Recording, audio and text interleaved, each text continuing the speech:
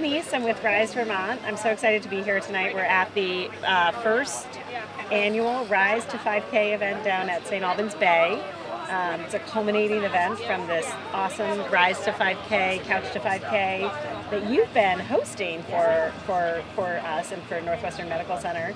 I'm with Natalie Shea. I should probably introduce you. Yeah. Natalie Shea. I'm a physical therapist at Northwestern Medical Center, so right up the hill from here. All right, not too far away, right? A couple miles.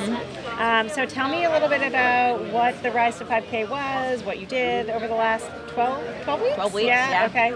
So the Rise to 5K was working with the Rise Vermont's group, kind of doing it from a very beginner's perspective, starting a running program for them, and doing it, adding a little bit of time, distance each week, building it up, trying to prevent injuries, and do it in a way that people enjoy doing it too. Okay, so they kept going. That's one of the things that happens, right? Sometimes you go. So we're doing 2019 is all about tips and tricks for Rise Vermont. We're trying to give people tips and tricks to stay healthy. Yeah. So what are some of the tips and tricks that you've incorporated into your running that maybe you share with the group over the last 12 weeks? I think one of our things was having a group meeting each Thursday, because people like to do stuff with their friends, having some sort of like a meeting setup time. People won't miss if they're bailing on somebody. If it's just you, you might be tempted to stay inside and not do it instead. So having a buddy to run with is huge.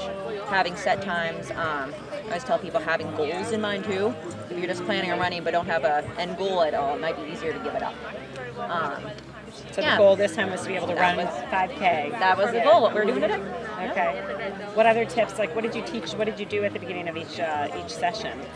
So when we first started, I gave everybody a strengthening routine. That was for kind of the general population, what you need to strengthen in regards to running. Obviously, there are individual changes that need to be made for everybody's body type. And then educating on kind of running form, running shoe wear, injury prevention tips as well, and then stretches for the end of running. So I tried to give a lot of information in the beginning and then incorporate that into the weeks. Into the weeks that you did the program. Yep. That's So awesome. every time we met, kind of going over were there any injuries, any hiccups in your training program, kind of identifying why we're doing the strengthening in conjunction with the running. And it was also, I would say, the main thing, motivation, getting everybody together once a week is really nice. Yeah, it sort of holds you accountable. Again, You're not showing up for yourself, you're showing up for the people who are There was a lot of people who were like, I did not want to make it today, but I knew you'd be here. I'm like, yep. Especially it's such a rainy spring. It was been a rainy spring, but so it was nice to get people out. A lot of people stay in the slump of bad weather and get that early. adrenaline going every day. Yeah, Absolutely. That's awesome. Absolutely. And are you a runner? Yes. Do you run? You do? Are you going to run today? Well, I came very quickly from work, so I didn't dress for it. I was planning on not, because I thought I'd be at one of the stations. Oh, okay. But no, I've been running every week with them. Oh, wow. It's fun. I'm the one that runs by. I'm like, keep going, and then I'm like, I'm walking a bit. No. It's such a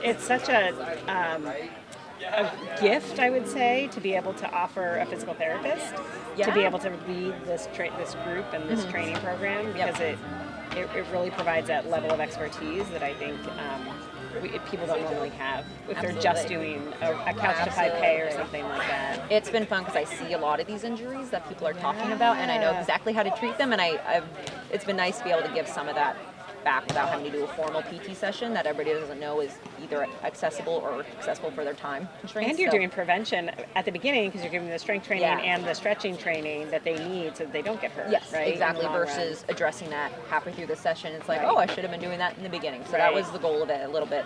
Preventative stuff, and just ease them into it so they don't get those overuse injuries, tendinitises. Yeah, and the training program's on the website though now, right? So if you wanted to just follow a Couch to 5K, Rise to 5K, it's on the Rise website. Yep. And I know that we did videos last year of some of the training things from the physical therapist. Was that you last year as well? I had done some, I believe. I don't know if I did all. Yeah. I had also given everybody, and I believe you guys have it, documents of the strengthening and the stretches, and I tried to select stuff that doesn't require way too much equipment. So you can do it in your home. You don't really need too many things. Okay, good. Well, thank you. It's a privilege to be able to work with you. I'm very excited for today. Yay. All right. Thank you.